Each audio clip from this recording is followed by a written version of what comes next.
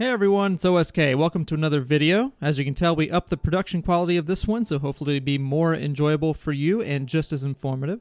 Today, as you've probably seen in the title and thumbnail, we're going to be talking about the classes currently in Spellbreak and ranking them in a tier list. We won't be talking about gauntlets, just the classes. We'll just cover gauntlets in another video. Now, this tier list is going to be based on the highest level of play I've been able to observe, and also based on my experience in the game and from coaching and shoutcasting for competitive events since the closed beta.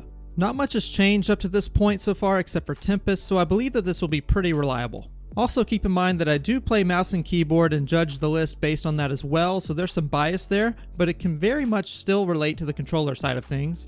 And one final thing I want to address about these rankings, I'm not taking aim assist on PC into account. I know it's quite a controversy right now because it's overtuned, we all know this, I'm not worried about it in this list. So without further ado, let's get into this. So first I want to address the bane of all new players, and that is Stone Shaper. Stone Shaper is a fairly polarized class, being that it will completely destroy you if you don't know how to deal with it, but it's also quite useless if you do. Stone Shaper of course hinges on the Stone Gauntlet, which has its strengths but also glaring weaknesses. It's a purely ground-based spell called Shockwave that deals heavy damage but completely avoided if high enough off the ground or on a different platform, and in addition the class itself does not help this fact. There is also no damage amp that further rewards a successful hit on Shockwave. What the class does offer is a bit of early game sustain with Stone Skin and some extra benefits for Boulder Fall, Stone Sorcery.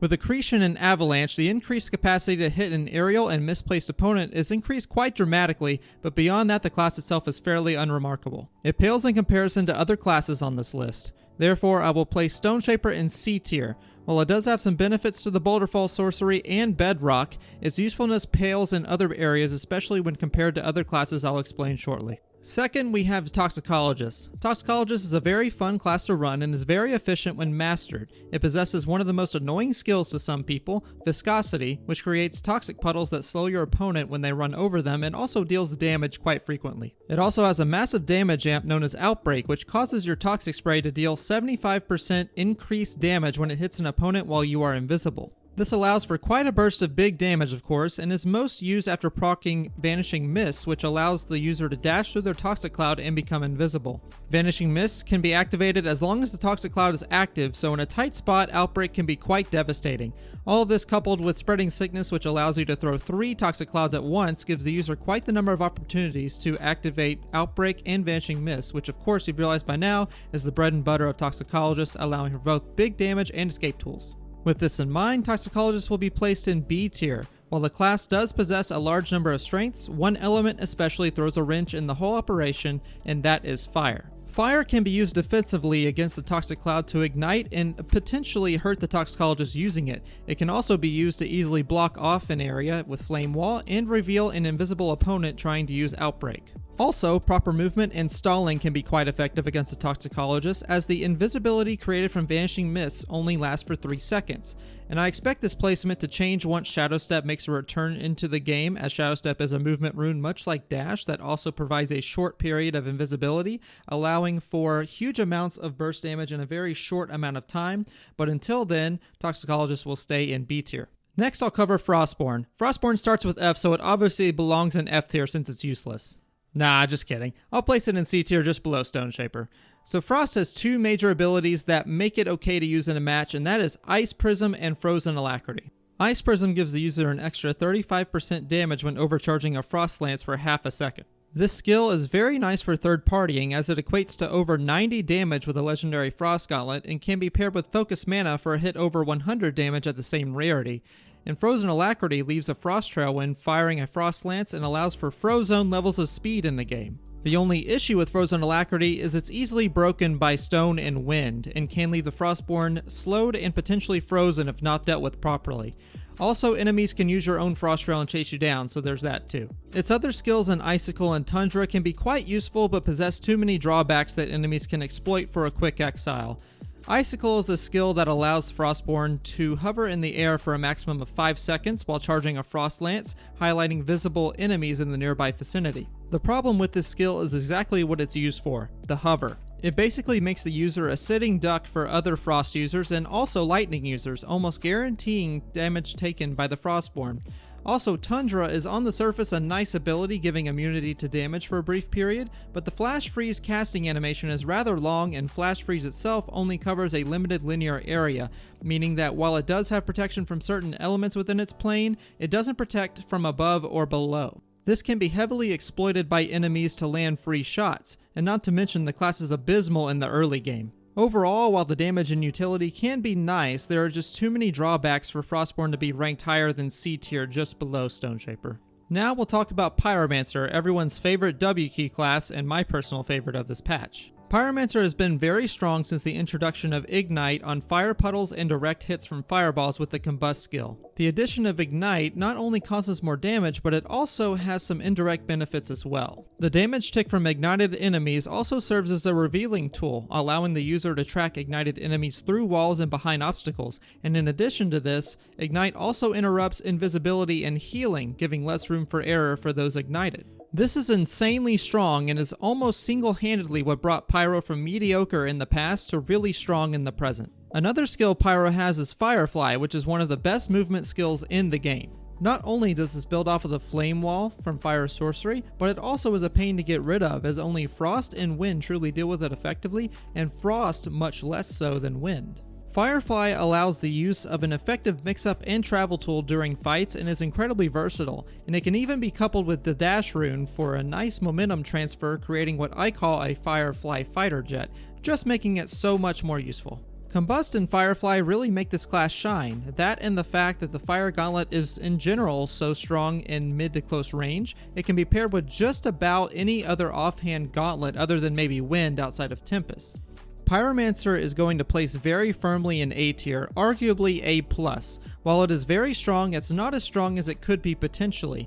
The class is essentially carried by Combust and Firefly, and its other two skills, Pyrolysis and Conflagration, are rather lackluster. While Pyrolysis is a nice damage boost to Flame Wall on its initial activation, most of the time the Flame Wall is more useful as a proc for Firefly, and having to use the same resource for two different skills is rather awkward in this case. For Conflagration, the amount of times it's useful compared to the amount of times it's useless is very jarring for the skill. It's pretty much a useless skill for the most part.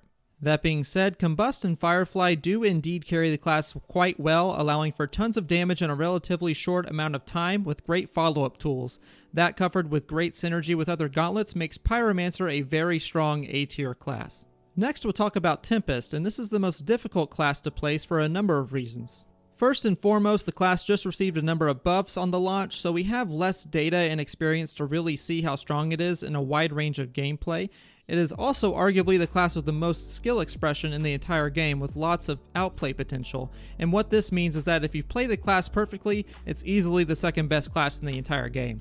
The only problem with this is that if you don't play it perfectly, its effectiveness compared to other classes drops quite dramatically. Now let's go over what the class does well. Wind Surge and Updraft do allow a lot of movement for very little cost to the user. These coupled with Sudden Gust really allow the Tempest to stay in the air for as long as they want, which allows for constant proccing of Squall, which increases spell damage by 20% and reduces damage taken by 10% while staying in the air for at least 1 second. The ability to constantly vary your movement along with runes and get boosted damage for doing so is really strong, and in my opinion is deserving of A tier just below Pyromancer for a few reasons. First is the obvious problem with Tempest, and that is how hard it is to hit your shots while constantly moving in the air. Fireballs are particularly difficult to hit, but do big damage if they do, and the same can be said for Frost and Toxic. The Wind Gauntlet itself doesn't really do much as other offhand gauntlets can, leaving it more of a utility gauntlet to maintain your movement rather than useful for much damage other than cleanup. The last reason for A tier is that spells aren't really as spammable as other classes. Mana usage tends to be a problem for this, as a portion of mana constantly needs to be available for use of wind jumps and highly damaging spells,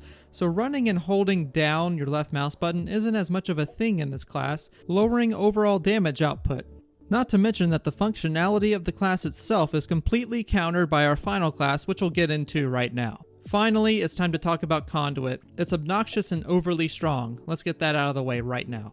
Conduit received some major buffs towards the end of closed beta, and unfortunately for other classes, they tended to be on the insanely strong side. In particular, potential energy is quite the menace, allowing for up to 5 additional damage per lightning bolt at any rarity even when missing shots. And what this means is that if you start firing your lightning spell, each bolt will increase by 1 damage, then 2, then 3, up to 5. And then it just stays there and you don't have to hit anyone to keep racking up the damage, so you can see how it ramps up pretty fast, especially with the Fervor talent. This in itself is bad enough, but then you realize that Power Surge allows you to drop a Lightning Strike sorcery and not drain mana on your spells for 4 seconds, giving you even more opportunities to hit max damage lightning bolts for longer, and this is especially obnoxious with the talent Focus Mana, which can increase your spell damage by up to 25% as long as you're above 80% mana, so you can see the problem there. Additionally, Overload is really strong as it gives you an extra rune charge by firing a lightning sorcery, so you effectively have the effect of Runic Fluency, which is a talent and can be put on the Conduit class for a crazy amount of rune uses in a fight, and while less important, Secondary Strikes just extends your lightning strike sorcery by adding 4 additional strikes, dealing each 20 damage and stunning, so up to 100 max damage for the sorcery alone if placed properly, especially in the final circle. A common combo to do with this is to stun the enemy with a sorcery and then follow up with a volley of lightning bolts for free damage. And the big kicker to all this is how the lightning gauntlet actually works. It is not a hit scan gauntlet, but the spell fires very, very fast, so almost hit scan. The bolt has a very long range and is only really dodgeable by aim dodging or breaking line of sight, which is hard enough already in certain environments. So where this class is really strong is coupling a nearly undodgeable spell with ramping up its damage by about 60% per shot in most cases. That is ridiculous. With a player who is really good at tracking, you can absolutely melt people, and while this isn't based on aim assist arguments on PC, you can see where a bunch of people are seeing this as especially strong and problematic. Now, without aim assist, this class is an easy S tier, mostly due to the pairing of potential energy and focus mana. It's quite oppressive. Essentially what you need to do against this class is not be a Tempest, maneuver in such a way that line of sight is minimized or there's a lot of cover between you and the Conduit user, and burst them really fast because a Conduit's offhand gauntlet usually covers close to mid-range engagements. Conduit's one weakness is up close and personal, and the major hurdle is finding a manageable way to get close, which sometimes isn't possible. A class that can do close to the DPS that a Fireball can do at mid to close range, at long range with little drawbacks is quite jarring, so this class definitely deserves S tier, hands down, no competition, it's just where it belongs. Not much else to say, just don't grab a Flight or Featherfall rune against this class. So guys, that is my Spellbreak 1.0 class tier list, assuming a PC player, no aim assist from controller, no weird hitbox bug, and I'll probably end up doing an offhand gauntlet tier list pretty soon, so watch out for that. And also, I am offering Spellbreak coaching sessions for my stream on Twitch, so you can catch me live there. Just look in the description for it. Also, you can catch my breakdowns nearly daily, so be sure to check that out. And other than that, if you disagree with the tier list or have feedback, feel free to comment down below and subscribe, like the video, all that stuff. I'm out of here. Have a wonderful day, and I will see y'all next time.